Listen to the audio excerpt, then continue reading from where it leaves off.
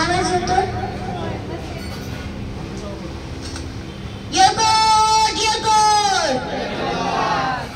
अहो, मी एवढी छोटी असून माझा आवाज तुमच्यापर्यंत पोहोचत आहे, पण तुम्ही एवढे मोठे असून तुमचा आवाज माझ्यापर्यंत पोहोचत नाही. आपल्या शरीरामध्ये मल्हारराव होळकरांचं रक्त आहे, खंडेराव होळकरांचं रक्त आहे, अहिल्यादेवी होळकरांचं रक्त आहे, यशवंतराव होळकरांचं रक्त आहे. तर आपला आवाज कसा आला पाहिजे? आपला आवाज प्रत्येकाच्या घरोघरी गेला पाहिजे.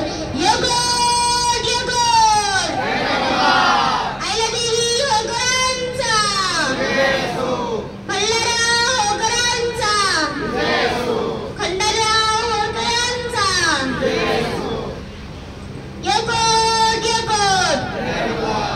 मी प्रचिती गणेश मनीषा दुगाने. आज 31 मे अहिल्यादेवी होळकर यांची जयंती. या निमित्ताने मी तुमच्या टाळ्यांच्या गजराने विनम्र अभिवादन करते.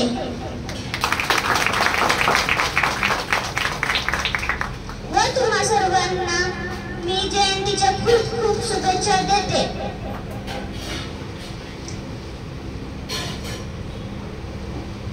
जगाला शांतीचा आणि भारताला क्रांतीचा संदेश देणारे तथागत गौतम बुद्ध, ज्यांनी या महाराष्ट्राला प्रबोधनाचे सिंचन केले, ते जगद्गुरु तुकोबाराय. या मातीला केवळ एक नाही तर 2 छत्रपती दिले, त्या महासाहेब जिजाऊ. केवळ 29 वर्ष घोड्यावर बसून राज्यकारभार करणाऱ्या राजमाता राष्ट्रमाता पुण्यश्लोक अहिल्यादेवी होळकर,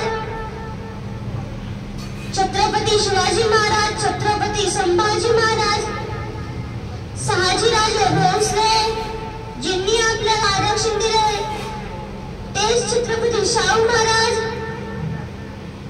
महात्मा ज्योतिराव फुले, ज्यांनी आम्हा मुलींसाठी शिक्षणाची द्वारे खुली केली, त्या सावित्रीबाई फुले, अण्णाभाऊ साठे. या सर्व महापुरुषांचे विचार संविधानामध्ये लिहिणारे डॉक्टर बाबासाहेब आंबेडकर. या सर्व महापुरुषांना मी तुमच्या टाळ्यांच्या गजरामध्ये विनम्र अभिवादन करते.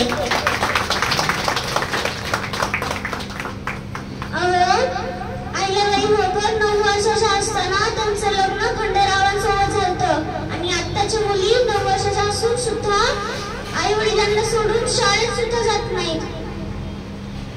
अहिल्याबाई होळकर 9 वर्षाच्या असताना लग्न करून इंदोरला गेल्या आणि तिथे त्यांच्या सासऱ्यांनी मल्हारराव होळकरांनी आणि त्यांचे सासू गौतबाबाई होळकर यांनी त्यांना तलवार चालवायला, घोड्यावर बसायला, राज्यकारभार कसा चालवायचा हे सगळं शिक्षण त्यांना दिलं.